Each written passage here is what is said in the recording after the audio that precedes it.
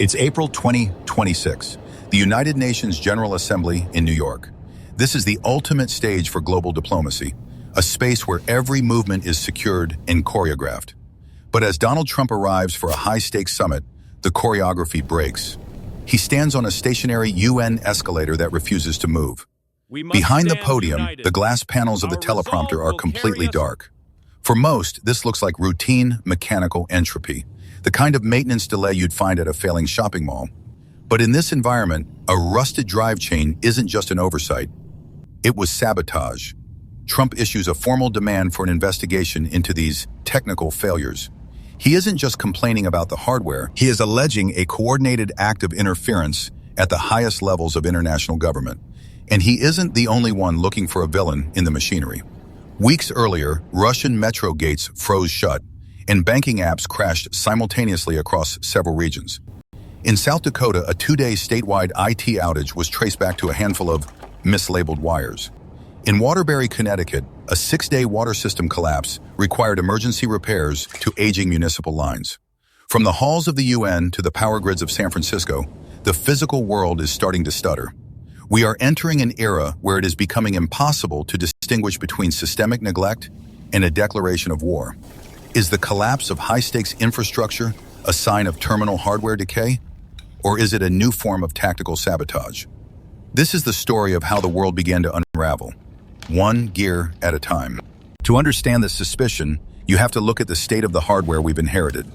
For decades, the public utility system has been operating on a deficit of attention and a surplus of rust. In October 2025, South Dakota's state government suddenly goes offline. For 2 full days, critical digital services are completely paralyzed.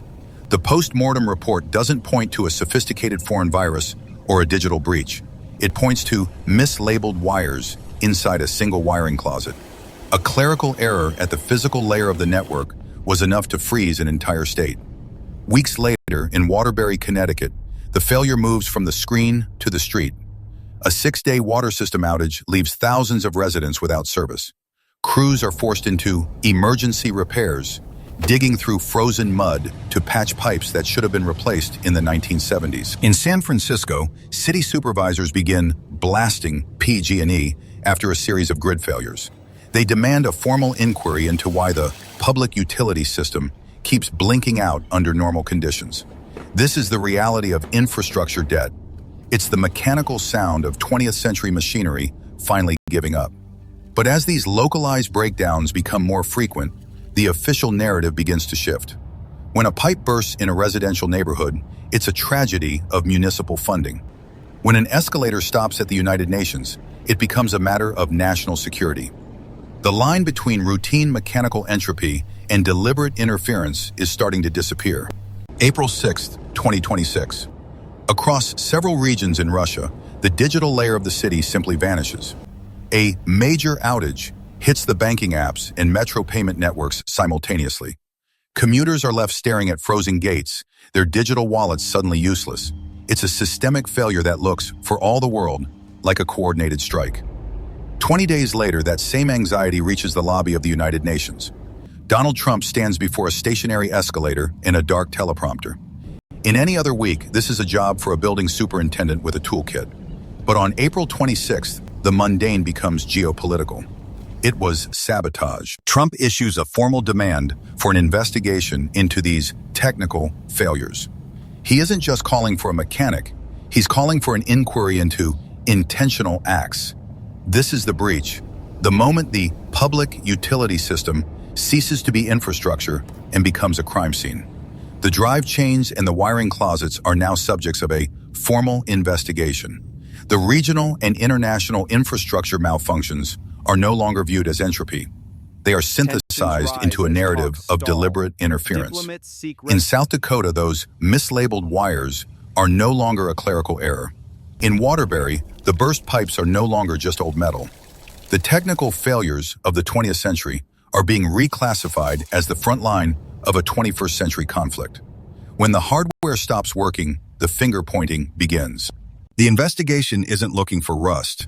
It's looking for a villain in the machinery. In San Francisco, the Board of Supervisors isn't waiting for a formal UN report. They blast PG&E, calling for an immediate inquiry into the public utility system following the December outages. The supervisors aren't just looking for a technical cause, they are looking for accountability in a grid that keeps blinking out. In Waterbury, the fallout of a 6-day outage moves from the pipes to the city budget. The city is forced into emergency repairs, digging through layers of municipal history to find where the system failed. The total economic cost of the Waterbury outage remains an unknown, but the political price is already being paid. In South Dakota, IT officials are left to explain the absurdity of the mislabeled wires. They have to convince a skeptical public that a statewide blackout was caused by a few stickers in a wiring closet. Meanwhile, the United Nations technical staff finds itself at the center of a formal investigation. Every repair log and maintenance schedule for the lobby's escalators is now a piece of evidence. The investigators aren't just looking at the drive chains, they are looking for intentional acts in the grease and the rust. In Russia, the major outage leaves a lasting scar on the digital payment networks. Banking apps remain sluggish, and for days the metro payments are handled with paper and cash. It is a forced retreat into the 20th century. The operational consequence is a collapse of trust in the public utility system. If a teleprompter goes dark at a summit, it's a localized embarrassment. But when it's linked to a global pattern of systemic failures, it becomes a narrative of vulnerability.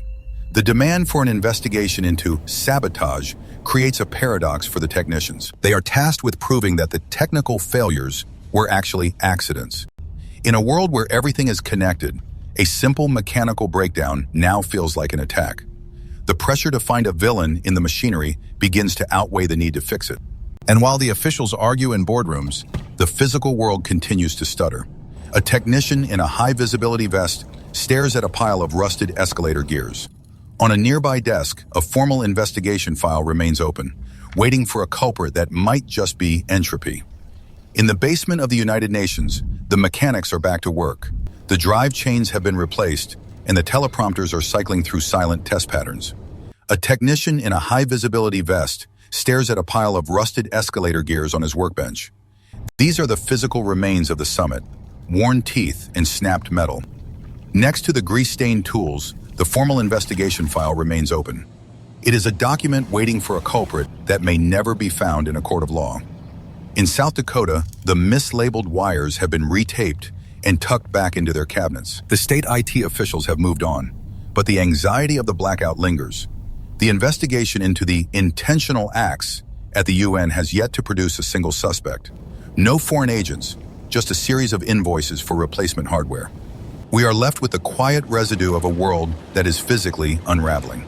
The file stays on the desk, unresolved.